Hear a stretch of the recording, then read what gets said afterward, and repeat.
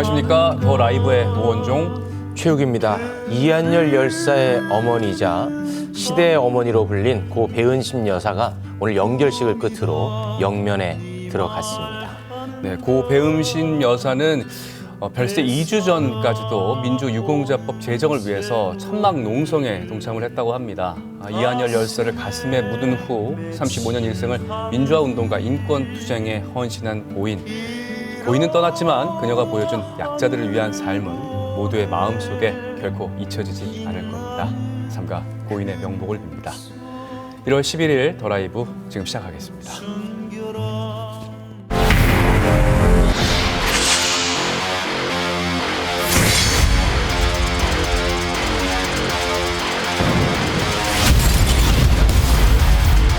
여기 왜 갑자기 문 닫았어요? 네? 너무하네 진짜.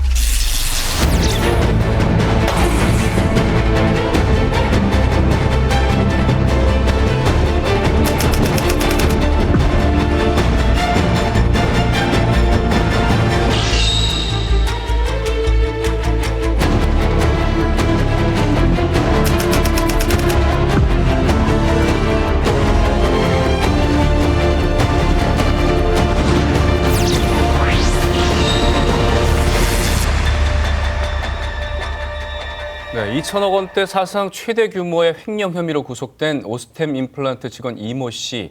횡령한 돈으로 수백여 개의 금괴를 구입한 것으로 알려졌죠. 어젯밤 이모 씨의 아버지 집에서 금괴 200여 개가 발견이 됐고요. 오늘 이 씨의 부친은 숨진 채 발견이 됐는데요. 이상한 점이 한두 가지가 아닙니다. 이 사건을 취재해온 경제전문기자 머니투데이 방송 권순우 기자와 함께 살펴보도록 하겠습니다. 안녕하십니까? 네, 안녕하세요. 머니투데이 방송 권순우 기자입니다. 네. 이 횡령 사건이 지금 비극적으로 가고 있는데 예. 횡령 혐의로 구속된 이모 씨의 아버지가 오늘 숨진 채 발견이 됐죠. 예, 저도 경제기자 10여 년 동안 하면서 이게 개인의 횡령으로 나온 사건 중에는 규모가 가장 큰 것 같아요. 근데 사건은 둘째치고 이제 그 범인의 아버지가 오늘 오전에 유서를 쓴 채 행방불명이 됐었는데 오후에 좀 숨진 채 발견됐다는 좀 안타까운 소식도 전해졌습니다. 네. 경찰은 어젯밤에 아버지 집에서 그 숨겨놨던 금괴 한 200여 개를 좀 발견을 하기도 했는데요. 네. 아무래도 그런 점들이 좀 마음에 무거운 짐이 되지 않았을까라는 생각을 하고 있습니다. 네. 입건이 된 상태였던 거죠? 예. 네. 관련해서 어제 이 압수수색 현장을 저희가 영상으로 담아왔거든요. 그 영상 보고 이야기 더 나눠보도록 하겠습니다.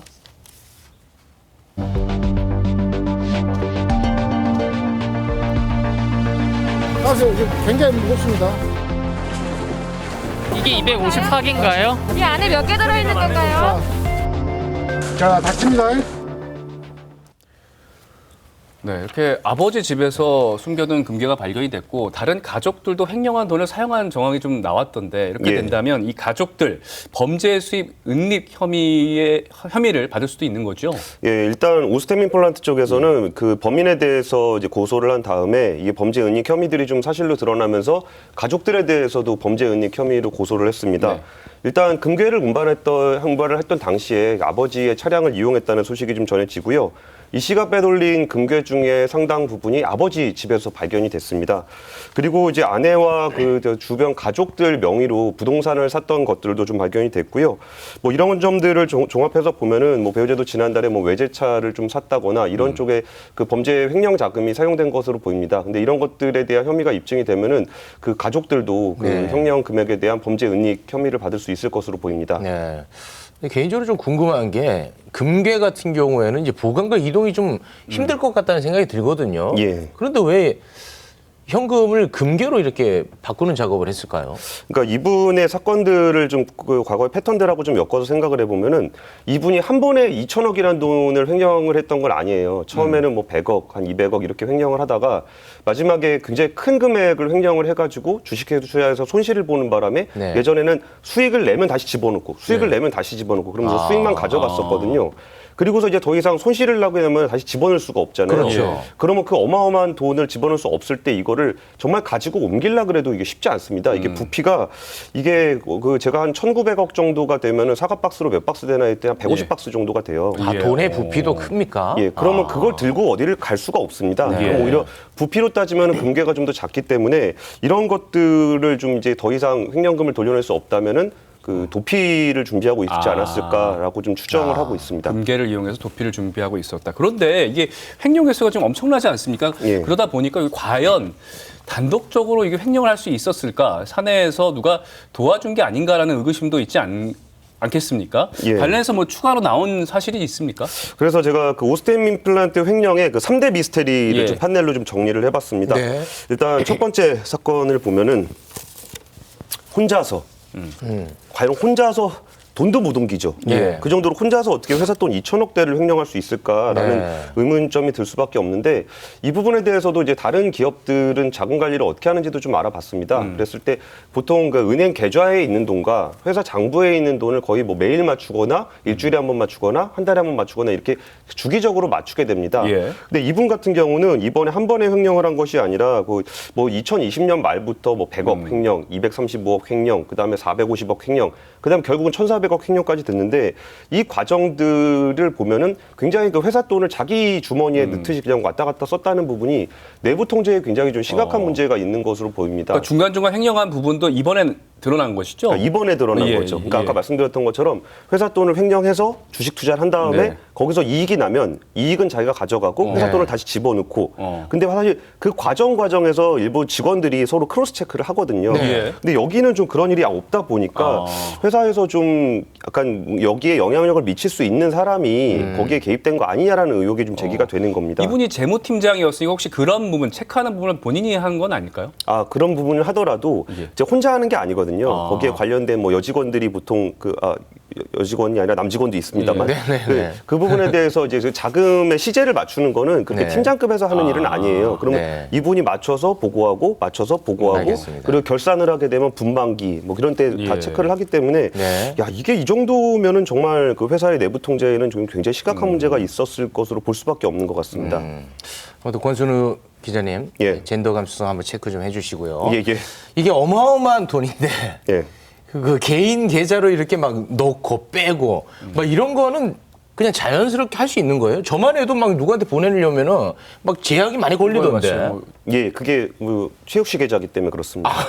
무시하지 마시고. 아, 그런 건 아니고요. 네. 개인 계좌 같은 경우는 그 부분에 대해서 좀 더 촘촘하게 관리를 하는데 저희 이게 이체 한도 같은 것도 다 걸려 있잖아요. 네네. 근데 법인 계좌 같은 경우에는 사업상의 필요에 의해서 큰 자금들이 좀 왔다 갔다 할 수 있기 때문에 이 부분에 대해서 그 특별히 이제 관리를 하고 있지는 않습니다. 그리고 이거는 제가 취재하는 과정에서 그냥 들었던 얘기인데 이게 법인 계좌에서 왔다 갔다 하는 돈에 대해서 은행이 시시콜콜 자꾸 물어보면은 또 기업들에서 별로 안 좋아한다고 그러더라고요. 근데 다만 이거는 그냥 어떤 그 관계상의 문제인 거고 국내에서 큰 자금들이 움직이게 되면은 우리나라에서는 그 자금 세탁 방지법이라는 게 네네. 있습니다. 그래서 큰 자금이 움직일 때는 은행에서 의무적으로 우리나라의 금융정보보수원 FIU에 신고를 하게 돼 있습니다. 예. 근데 이 부분은 의혹을 가지고서 그 신고를 한다라기보다는 이제 기계적으로 이렇게 신고를 하는 경우가 많기 통상적으로 때문에 하는 거니까. 예. 예. 그래서 이거 있으니까 뭔가 다시 조사를 해봐야 되겠다가 이런 식으로 접근을 하진 않습니다.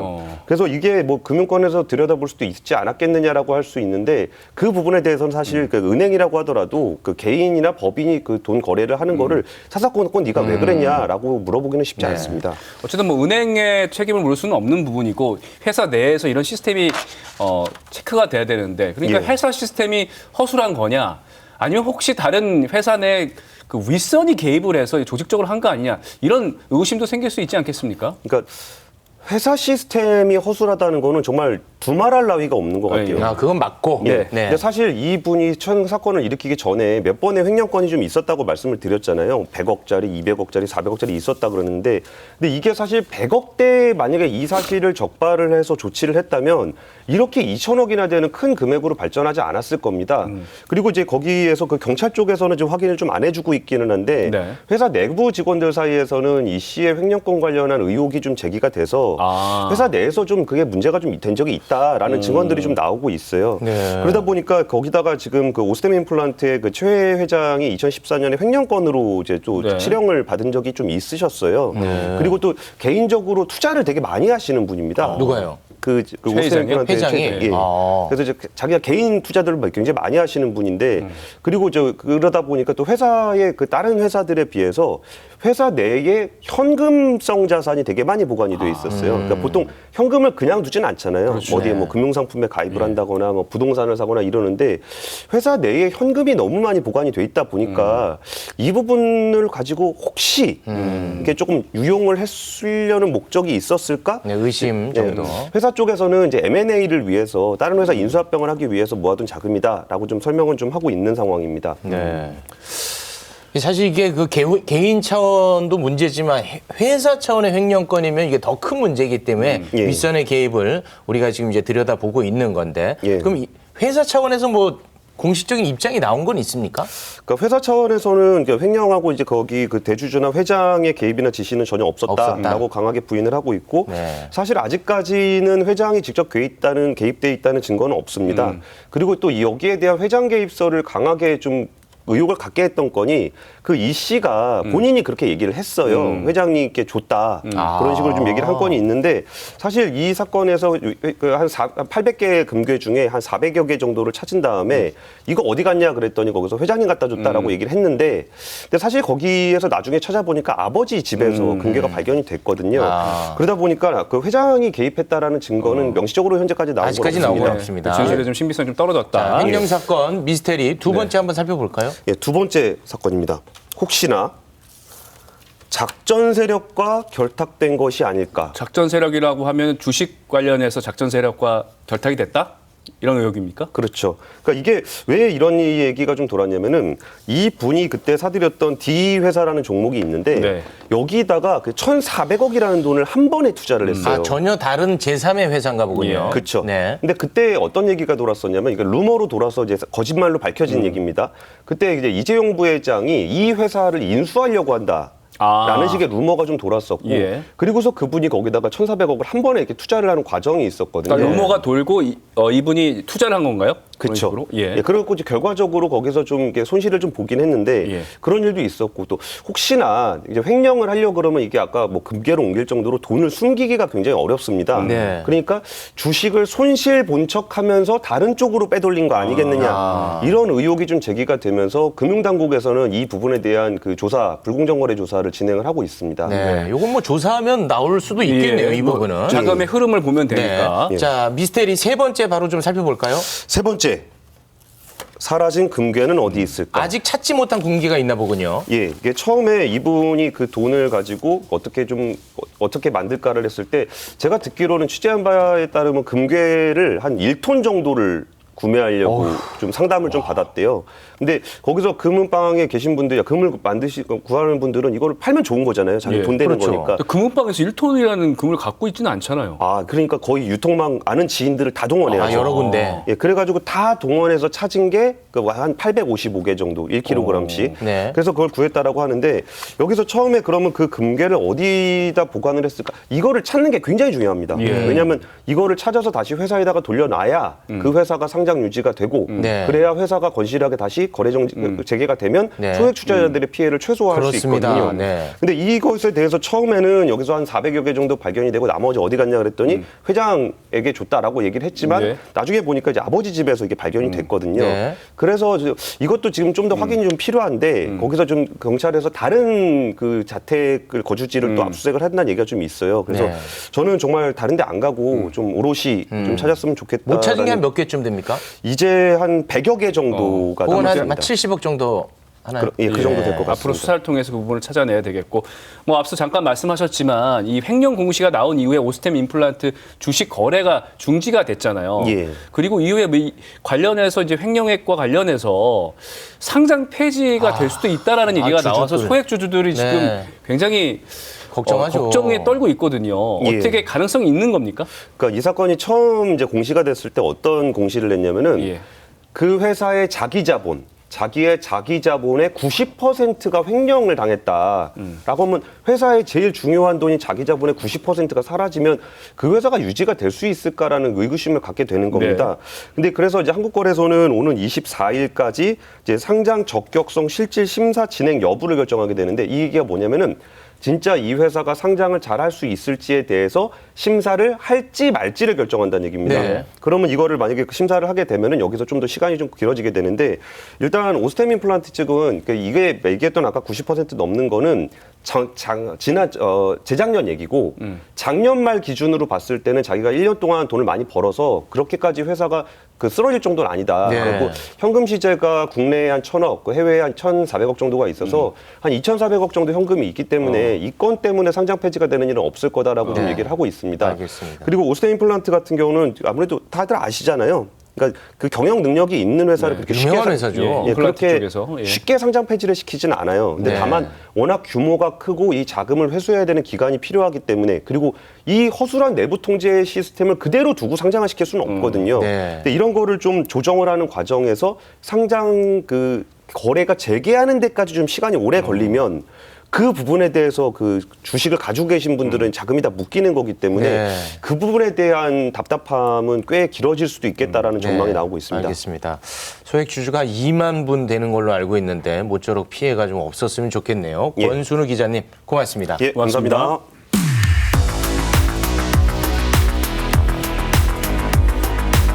모질게 말하지 말라며 솔직하게 말해도 된다며 나는 네가 시킨 대로 내 마음 활짝 열어놨을 뿐이야.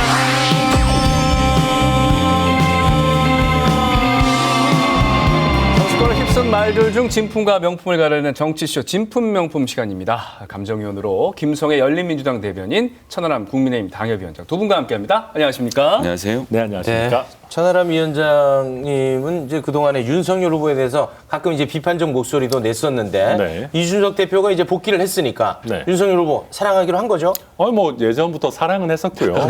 사랑의 어떤 조언을 잠깐씩 했었다. 그리고 앞으로도 뭐 후보가 정말로 잘못하는 부분이 있으면 그런 부분은 또 지적을 해야죠. 아, 지적합니까? 아, 그럼요. 그게 또 이준석 정신 아니겠습니까? 지금도 연락 자주 하고 계세요? 아니요. 연락은 안 하고? 네.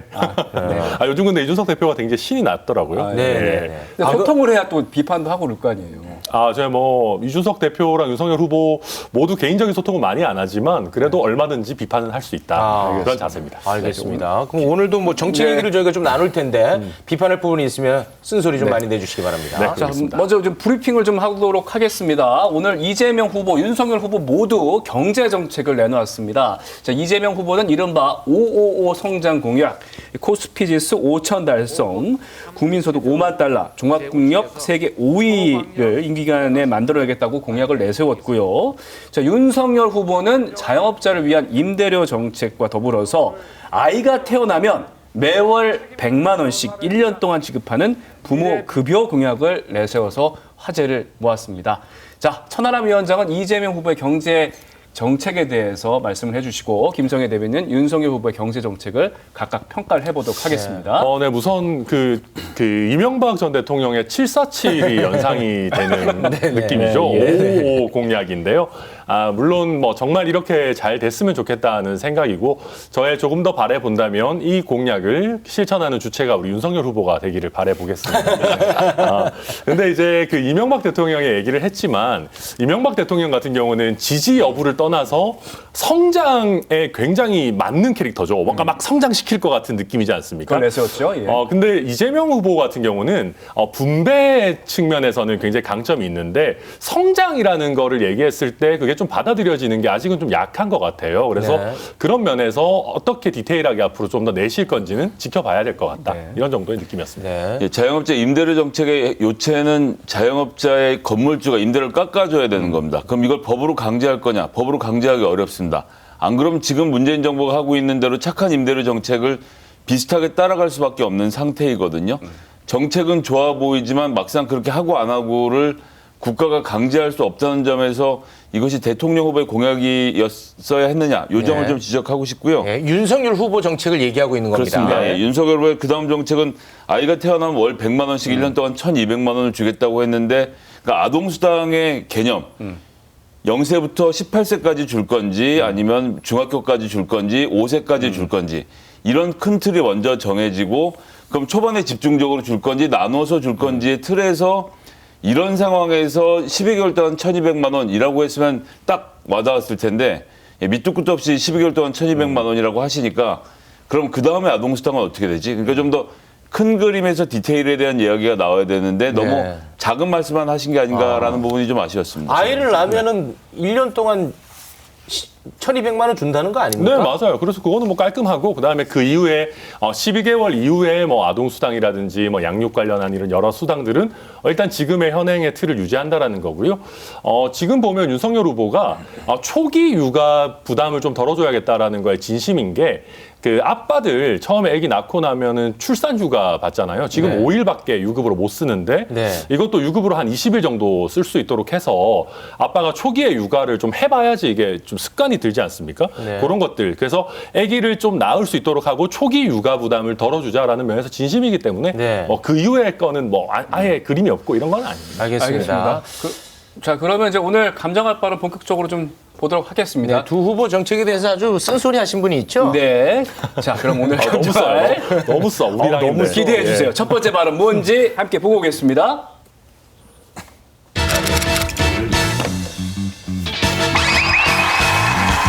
소소해 보이지만 중요한 일들을 공약으로 만들어 발표해 봅시다.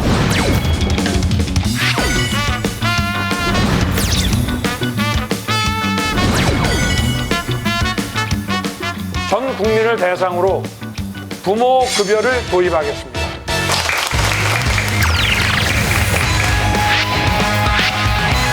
자, 나를 찍어주면 여러분들에게 연필 한 자루씩 드리겠습니다. 아닙니다. 나는 여러분들에게 공책 한 권씩 드리겠습니다. 초등학교 반장 선거도 아니고 저질 대선 에이 참담하다 참담해. 아유, 셉니다. 세요. 네. 홍준표 의원이 이재명, 윤석열 후보 두 후보를 싸잡아서 아주 강하게 비판했습니다. 이 홍준표 의원의 발언, 감정가 지금 바로 매겨 보겠습니다. 네, 아무래도 홍준표 의원 앞서 언급한 것처럼 오늘 윤석열 후보의 아이 낳으면 1년간 월 100만 원씩 주는 부모 급여, 그리고 이재명 후보 인기를 끌었던 탈모 치료제 보험 공약을 채택을 한 걸 두고 염두에 두고 이런 비판 발언이 나온 것 같습니다. 자, 홍준표 의원의 발언 감정가 바로 확인해 보겠습니다. 초등학교 반장 선거 같다고 했거든요. 네. 9,160원, 37,000원 설명 부탁드립니다. 9,160원 2022년 최저 시급 한 시간에 네. 이상 주셔야 일 시킬 수 있습니다. 네. 거꾸로 말하면 우리 모두의 한 시간의 가치는 9,160원에서 시작합니다. 한 시간의 투표가 모든 것을 바꿀 수 있습니다. 저는 결국 유권자들이 정할 문제라고 생각하는데요. 네. 그러니까 이게 좀 초등학교 반장 선거 이야기를 하셨는데 네. 저 초등학교 다닐 때 친구가 갑자기 자기 집에 가자고 하더니 네. 갔더니 뭐 롯데 뭐 버거도 아니고 네. 되게 뭔가 비싼 버거를 어. 어머님이 이렇게 잔뜩 사갖고 저 뒤에 서면 이렇게 돌려 먹었어요. 그때 네. 막 콜라도 막 주시고 그래서 되게 맛있게 먹었는데 먹을 때까지 이유를 몰랐습니다. 그냥 사주니까 먹는 거다 네. 해서 하면서 우리 영식이 잘 부탁해라고만 말씀만 하셨는데 반장 선거? 네, 며칠 있다 반장 선거에 출마한 거예요. 향응을 받았군요. 예, 그러면 이제 이 향응을 받았으면 홍준표 의원의 말대로 하면 그 얘기를 듣고 난 연필이 좋으니까 연필을 찍어. 나는 공책을 줬으니까 공책 준 친구를 찍어야지 하겠지만 저는 그때 저도 출마를 했습니다. 그래서 혹시 김성희 대변인 됐어요? 뭐 저도 안 되고 걔도 안 됐는데 제가 하고 싶은 이야기는 공약을 뭐 선심성 공약을 내놓는다고 해도 햄버거를 사준다고 해도 유권자들이 들어보고 판단하는 문제지 그것만 딱 보고 나서 그 정말 공책 한 자로 예를 들면 지금 뭐 탈모 공약도 나왔고 네. 200만 원 얘기도 나왔지만 그거 한 가지에 유권자들이 반응하지 않는다는 점에서 홍준표 의원님 발언이 좀 과하셨다. 유권자는 똑똑하다. 네. 근데 로비의 타겟이 정말 잘못됐었네요. 그때 그 친구분 어머님의. 네, 저희 아시면 모르셨던 거죠. 가장 나쁜 게 이제 받아먹고 안 찍는 거거든요. 그러니까요. 되게 나쁜 건데. 그리고 그 시절에 그 L 버거보다 더 좋은 버거는 흔치 않았을 텐데. 그리고 김성애 대변인이 당선이 안 될 정도면 너무나 힘든 선거가 아니었나. 이런 생각이 들고요. 일단 저 37,000원은 뭐냐면 초등학교 홍준표 전과 그 한 세트 가격입니다. 사실은 현재 가격이에요? 저는 옛날 걸 찾아봤는데 네. 요즘도 나오더라고요. 전과가 있어요. 전과가 있어서 요즘 가격인데 홍준표 그 의원님 말씀이 맞는 말씀이죠. 사실은 전과에 있는 것 같은 모범 답안인 게 맞습니다. 저도 이제 이재명 후보의 소확행이나 저희 윤석열 후보의 심쿵 공약 같은 것들 보면서 사실 이런 것들은 평소에도 할 수 있는 거거든요. 아니 300명이나 되는 국회의원들은 뭐 하다가 갑자기 이제 와가지고 벼락치기 하듯이 뭐 대선 때 되니까 막 이렇게 막 내놓나 하는 그런 씁쓸한 생각도 들고요. 네. 또 서로 뭘 더 주겠다 하는 게 좀 안 좋아 보일 수 있겠다라는 생각도 듭니다. 특히 저희 같은 경우는 보수 정당이고 포퓰리즘보다는 좀 재정 건전성을 항상 얘기해 온 그런 정당인데 네. 결국 선거 때가 되면 저희도 뭐 이것저것 해주겠다 얘기 많이 하거든요. 그래서 그런 거를 지적하신 발언인 것 같고, 네, 다만 결국은 우리가 현실적으로는 양당 모두 그래도 선거 때가 되면 국민들께 뭘 해드려야 된다라는 얘기를 할 수밖에 없고, 또 최근에 홍준표 후보님 보면 윤석열 후보를 별로 안 좋아하시는 것 같으면서도 물밑에서 많이 도와주세요. 그러니까 이준석 대표랑 갈등 있을 때 이렇게 연락해가지고 이준석 대표랑 좀 잘 지내라 이런 얘기도 해주시고. 홍준표 후보가 윤석열 후보를 돕고 있다고요? 그렇죠, 그렇죠. 그 청년의 꿈 이런 것도 지금 그 만드셔가지고 막 하시는데 네. 이걸 당내에서 되게 안 좋게 보시는 분들도 있는데 이게 거기 굉장히 윤석열 후보 비판 많던데. 많기는 많아요. 근데 이게 큰 틀에서 나쁜 게 아닌 게 그래요? 그러니까 사실 윤석열 후보한테 실망한 분들이 아예 국민의힘의 틀을 그러니까 벗어나 버릴 수도 있는데 그걸 잡아주는 댐 역할을 해주시는 게 있거든요. 네. 그러니까 저는 홍준표 후보님께서 이게 어떤 아주 윤석열 후보가 싫어서 하시는 말씀이라기보다는 네. 전과 같은 모범 답안을 주시면서 사랑을 담아서 건네주시는 것이 아니겠느냐. 저는 그렇게 보고 싶습니다. 아유, 홍준표 후보가 그 윤석열 후보 완주할 수 있는 한 질문에도 답변을 안 하시던데. 그게 돕는 거랍니다. 잘 돕고 계십니다. 네. 네. 오늘 천하람 위원장 설득력은 조금 떨어지지 않나 그런 생각이 좀 드는데요. 아무튼 이준석 대표의 복귀 이후에 이대남 전략에 나선 것 같아요. 병사 월급 200만 원 인상 공약, 그리고 여가부 폐지. 이런 것을 이제 내놓고 이대남들이 실제로 좀 움직임이 포착되고 있습니까? 포착이 되고 있죠. 그렇습니까? 네, 실제로 저희 당원들이나 뭐 저도 주변에서 연락 오는 것만 봐도 주변에 2030들 반응 너무 좋다고 뭐 그러시고요. 근데 저는 여기서 하나의 그 질문의 전제에 대해서 저는 조금 문제 제기를 하고 싶은 게 네. 윤석열 후보도 말 잘했던데 얘기 잘하셨던데 이게 병사들 월급 주는 것이 단순히 병사들한테만 좋은 게 아니고 사실 그 휴가 나와가지고 이렇게 과소비하는 병사들 같은 경우는 부모님들 등골 빠지거든요. 그러니까 부모님들 입장에서도 나쁜 것이 아니고 이 친구들이 그걸 모아가지고 또 학비라든지 뭐 원룸 보증금이라든지 쓸 수 있는 거니까. 네. 그리고 여가부 폐지 같은 경우도 2030 남성만 환호하는 거라고 우리가 언론에서 자주 다루는데 네. 여성들의 호응도 생각보다 적지 않거든요. 그래서 그거를 조금 한번 잡고 싶고 대신에 원래 질문으로 좀 돌아가서 20대 남성이 그럼 왜 이렇게 중요하냐. 이 친구들이 그 전재수 의원인가요? 뭐 한 줌밖에 얼마 많이 안 된다 숫자로 얘기하셨던데 숫자는 그렇게 많지 않지만 여기가 온라인 환경에 최적화되어 있는 세대거든요. 그러니까 온라인 여론을 이렇게 완전히 좀 좌지우지하는 세대고 여론 선도 능력이 있다. 그렇죠. 그리고 실제로 여론조사 결과가 나온 걸 보면 저희가 하락세가 많이 멈췄고요. 그리고 일부 여론조사이긴 합니다만은 저희가 이재명 후보를 0.1% 차이로 이기는 여론조사도 나오고 있다. 그러니까 분명히 분위기를 반전시키는 데는 2030 표심이 도움이 되고 있다. 저는 이렇게 보고 있습니다. 자, 2030이 지금 움직이고 있다. 이렇게 이제 분석하셨는데 그렇게 보십니까? 저는 여론조사는 과학이기 때문에 숫자를 네. 놓고 이야기를 하는 게 좋겠다라고 생각을 해요. 마침 또 KBS에서 2030 관련돼서 여론조사한 내용을 제가 좀 살펴봤는데요. 네. 여기에 보니까 2030입니다. 지금 이달 7일, 9에서 9일 청년 대상으로 여론조사를 했습니다. 네. 여가부 폐지가 나온 다음이기 때문에 저희 말씀하신 대로 여론이 한번 확 흔들린 다음이거든요. 네네. 여기서 이재명 후보가 27.7%, 윤석열 후보 16.2%, 심상정 5.5%, 안철수 후보 20.2%로 윤석열 후보가 안철수 후보보다도 안 나오는 결과가 있었습니다. 그러네요. 2030 대상으로 했을 때. 그렇습니다. 여기다 더 중요한 것은 이제 국민의힘이 여성으로부터 지금 뭐 여성의 지지도 받고 있다고 하시는데 실제 숫자를 보면요. 20대 남성은 18.6, 여성은 20.9로 20대 남성에서는 윤석열 후보가 좀 앞서지만 여성은 21대 11, 30대로 가면 좀 더 심각해집니다. 남성은 38대 17, 여성은 34대 14 해서 굉장히 차이가 많이 나거든요. 네. 이 차이가 줄어들지 않았기 때문에 온라인에서 여론 하나만 보고 야, 다 움직였다. 이렇게 생각할 수는 없습니다. 물론 지금 말씀하신 것처럼 이게 선행 지표로서의 의미를 갖고 있기 때문에 온라인에서 보이는 20대 남성의 여론을 우리가 매우 존중하고 듣고 살펴볼 필요는 있지만 이것이 전체 여론으로 봤을 때는 과학에 의해서는 아닌 것으로 나온다라는 말씀도 천하람 위원장은 지금은 아닐지라도 이제 곧 반영이 될 것이다 이렇게 보는 네, 입장인 거군요. 맞아요. 그리고 이제 방금 말씀하신 KBS 여론조사가 7일에서 9일까지 했는데 네. 보통 우리 또 메이저 언론 아니겠습니까? KBS에서 하고 이런 거는 7일 첫날에 많이 마감이 돼요. 대부분 샘플이. 그래서 그런 영향도 있다. 이게 아직까지 소문이 나기 전에 했던 조사일 수 있고요. 소문이 빨리 좀 잘 났으면 좋겠습니다. 알겠습니다. 뭐 다음 또 여론조사에서 어떻게 또 변화가 되는지 천하람 위원장의 말이 맞는지 좀 확인을 해보도록 하겠습니다. 메이저 언론은 그 풍자한 거죠? 아, 그럼요. 네, 알겠습니다. 네네. 자, 지지율 이야기가 나온 김에 앞서 잠깐 언급이 됐죠. 지금 안철수 후보의 지지율이 15% 육박하고 있습니다. 상황이 이렇다 보니까 단일화도 계속해서 언급이 되고 있는데 관련해서 감정받을 발언 무엇인지 보고 오겠습니다. 상승세를 이어온 안철수 후보의 안철수 후보가 상승 추세로 나타났다. 제가 정권 교체를 해서 이 시대를 한 단계 더 앞서 나가게 하는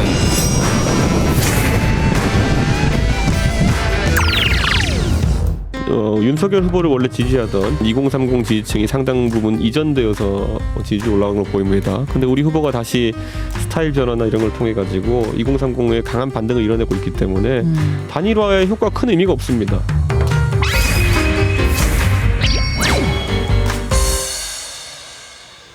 네, 지금 단일화 이슈가 굉장히 뜨거운데 이준석 대표는 안철수 후보를 많이 좀 미워하잖아요. 꼴꼴로 하죠. 네네. 자, 이준석 대표, 안철수 후보와의 단일화는 의미 없다. 국민의힘에서 단일화 추진하는 거강권 나와서는 안 된다. 이 발언 바로 감정가 매겨 보겠습니다. 자, 이준석 대표, 윤석열 후보 지지하는 2030 지지층이 안 후보에게 옮겨갔던 것으로 보이는데 이제 윤 후보가 다시 가져올 것이기 때문에 단일화는 필요 없다고 밝힌 겁니다. 이준석 대표의 발언 감정가 바로 들어주시죠. 1,500만 원, 25억 원. 와우. 1,525. 아니 뭡니까 이거? 많아요. 이준석 대표의 발언을 높은 가격을 먹인 건 아니고요. 이게 이제 25억짜리 도박판이다라는 이야기를 하고 싶어서 25억을 꺼내 들었습니다. 도박판이요? 어떤 의미죠? 약간 어떤 의미냐면요. 오스템 그런 약간 기준 같은 느낌인데. 예비 후보 때 거둘 수 있는 후원금의 한도액이 25억 원입니다. 아, 대통령 후보. 대통령 후보, 예비 후보 시절에 거둘 수 있는 본선까지 하면 513억 원을 쓸 수 있는데 그건 차치하고 일단 예비 후보 때 이걸 거둬서 쓸 수 있고 이 이상의 돈은 본인 돈을 쓰거나 정당 돈을 써야 되는 상태이죠. 그런데 우리는 여기서는 15%의 매직이 있습니다. 15% 이상 지지를 받으면 선관위에게 합당하게 쓴 돈은 다시 보전을 받게 되는데요. 보통 80에서 90%를 받게 됩니다. 지지율이 15% 이상 나온다는 확신 있는 대통령 후보는 500억은 아니더라도 3, 400억 정도는 확 쓸 수 있거든요. 그런데 그게 나오지 않게 된다면 그리고 10% 벽이 무너지면 10에서 15는 절반은 받지만 그 이하는 한 푼도 보전을 받지 못하거든요. 10% 이하는 한 푼도 못 받아요? 한 푼도 못 받습니다. 그러니까 국민들로부터 선택받은 사람은 선관위에서 세금으로 보전을 해주지만 자기가 자기 돈으로 흥을 내서 나온 사람은 본인 돈 쓰고 가시라 이런 의미인데 안철수 후보의 지금 상태가 15%에서 왔다 갔다 하고 있기 때문에 자 여기서 한 100억을 더 태워서 한번 본 게임을 가야 되는지 아니면 있는 돈 가지고 조심하게 쓰면서 지지율의 추이를 봐야 되는지 그래서 힘을 내야 되는 순간에 힘을 낼 수 있는 재료가 없는 어떤 이런 안타까운 상황. 게다가 지금 지지율이 안철수 후보가 뭘 잘해서 올랐다라기보다는 이준석 대표도 이야기했지만 국민의힘 내용으로 이 좀 흘러나온 것들이 왔는 이 반사이익 이런 상황에서의 판단이 매우 어려울 것 같아요. 중요한 순간이다. 자, 이준석 대표의 발언 1,500만 원. 우선 1,500만 원이 뭐냐면 이준석 대표가 내는 직책 당비가 있습니다. 한 달에 당에다가 내야 되는 게 250만 원이거든요. 당비로 낸다는 거죠? 당비로 내야 돼요. 대표가 되면 돈을 내야 돼요? 돈을 내야 돼요. 이게 의외로 돈을 받는 게 대표 아니고. 못하겠네요. 250만 원 내야 됩니다. 이게 한 6개월 정도 했으니까 지금까지 이준석 대표가 피 같은 돈으로 당비 낸 게 한 1,500만 원 정도 됩니다. 그래요? 그러면 이준석 대표 입장에서 내가 1,500만 원씩이나 당비를 낸 당을 안철수 후보에게 홀라당 주고 싶겠는가. 결코 그렇지 않을 거다. 왜냐하면 이게 서울시장 선거랑 다른 것이요. 대선 후보는 어느 당이나 당무 우선권이 있든 없든 그 당의 실질적인 대장입니다. 예. 그렇다라고 하면 안철수 후보가 혹여나 야권 단일 후보가 된다라고 하면 사실상 국민의힘의 뭐 대장이 되는 건데 네. 그걸 이준석 대표가 사실 가만히 눈 뜨고 보진 않을 거다라는 생각이 들고요. 그런데 또 한 가지 좀 중요한 부분은 아까 우리 여론조사 얘기했습니다마는 지금 이준석 대표 얘기로도 안철수 후보에게 갔던 지지율이 저희에게 돌아오고 있는 추세가 일부 보이고 있습니다. 네. 그렇다고 하면 이제 언론의 주목을 받는 이슈는 윤석열 후보의 지지율 회복, 반등 이런 것들이 돼야 되는데 네. 여기서 섣부르게 단일화로 끌려가기 시작하면 마치 국민의힘이 안철수 후보의 선거운동을 하는 그런 꼴이 돼버려요. 단일화 얘기가 나오면 나올수록 안철수 후보의 몸값이 높아지거든요. 그래서 저희 입장에서는 윤석열 후보가 최대한 많이 지지율을 확보하고 네. 안철수 후보 지지율을 10%로 떨어뜨려 놓은 다음에 안정적인 단일화 내지는 단일화 얘기가 아예 필요 없게끔 가자라는 그런 게 이준석 대표의 그래서 뜻으로 이준석 보입니다. 대표가 이제 단일화에 대해서 굉장히 경계하는 것 같은데 네. 이준석 대표가 이제 거강꾼이라는 단어를 또 오랜만에 꺼내들지 않았습니까? 네. 실제로 그러면 국민의힘 안에서 안철수 후보의 단일화를 위해서 거강꾼 노릇을 지금 하고 있는 사람이 있어요? 그 누굽니까? 시키지도 않는 거를 또 열심히 하는 사람들이 하긴 있어요. 들은 게 있는가 보네요. 시키지 않는. 이게 저희가 지난번에도 보면 이게 당내에서 뭔가 좀 그 다른 사람을 하나 찾아가지고 내가 주도권을 가져가고 싶다 이런 분들이 계십니다. 실제로 저희 4.7 재보궐 때도 보면 나경원이나 오세훈 후보 쪽이 아니라 안철수 후보 쪽을 도왔던 분들이 계세요. 저희 당 사람임에도 불구하고. 그리고 나경원 후보를 도왔던 분들 중에 일부가 이탈해서 오세훈 대 안철수 대결에서 안철수를 도왔던 분들도 계시거든요. 네. 이런 게 사실 다 해당행위인데 막 뭔가 이런 해당행위임에도 이걸 내가 거간꾼이다라는 식으로 정당화하면서 하시는 분들이 계세요. 그래서 내부에서도 단일화 두고 좀 이렇게 의견들이 좀 엇갈리긴 하나 보네요. 그러다 보니까 이준석 대표가 지금 이런 거 하지 말라라는 알겠습니다. 경고의 시그널을 보내는 알겠습니다. 자, 김성애 대변인님. 그럼에도 불구하고 이제 표가 이제 분산되고 있으니까 어찌됐든 간에 이제 단일화는 좀 하긴 해야 될 것 같다는 생각이 드는데 그 가능성 어떻게 점치십니까? 일단 단일화를 하지 않으면 이길 수가 없는 그림인 상태예요. 현재 그러니까요. 그림은. 예, 그런 어려움이 있고요. 또 한편으로는 윤석열 후보가 어떤 의미에서는 좀 극우적인 주장들과 좀 과격한 주장도 오늘은 심지어 선제 타격까지 나왔습니다. 네. 이렇게 말씀을 하시는 기저의 혹시 지금 실망해서 떠난 유권자들이 이재명 후보까지는 안 흘러가고 안철수라는 저수지에 머물러 있을 걸 기대하고 계신 건 아닌가. 그럼 여기서 가더라도 잠깐 계시다가 조금 있으면 저희가 단일화할게요. 이런 그림 혹시 상정을 하고 있는 것은 아닌가. 그런 의미에서 이준석 대표가 지금 거간꾼이라고 말한 분들이 사실 윤석열 후보 입장에서는 후보의 입맛대로 잘 활동을 하고 있는 그림으로 또 볼 수 있는 거죠. 상대방의 심기도 관리하면서 지지율이 어느 정도 올라오면 지금 당장 오늘 하면 안철수 후보가 이길 수 있는 그림도 나오지 않습니까? 그러면 합당 과정을 거쳐서 단일화로 이번을 안철수 후보가 달았을 때 파괴력 이런 것들을 고려를 할 거란 말이죠. 근데 여기까지 이제 좋은 버전의 이야기고요. 근데 실제로 해보면 현실적으로 이제 한 달 후에 이것이 벌어지는 상황에서는 여론조사 날짜가 정해지지 않습니까? 그러면 국민의힘 모든 지역 위원장들이 권리당원들에게 쫙 문자를 보내요. 투표합니다. 이건 무시 못하거든요. 그럼 이게 여론조사라고 하더라도 이 국민의힘 당원들이 전부 다 전화를 받을 준비를 하고 있으면 이걸 당해낼 자간이 없어요. 근데 이걸 가장 잘하는 사람이 안철수 후보라는 것. 그렇기 단일화 때문에 관련해서 워낙 많이들 해보셨으니까. 그렇죠. 그러니까 우리나라 단일 최고 전문가 아닙니까? 그렇기 때문에 저는 뭐 결코 쉽게 응하지는 않을 것인데 현실적으로 힘들다. 예, 현실적으로 어려움이 있는데 사실 이거 판단은 잘 안 됩니다. 네네.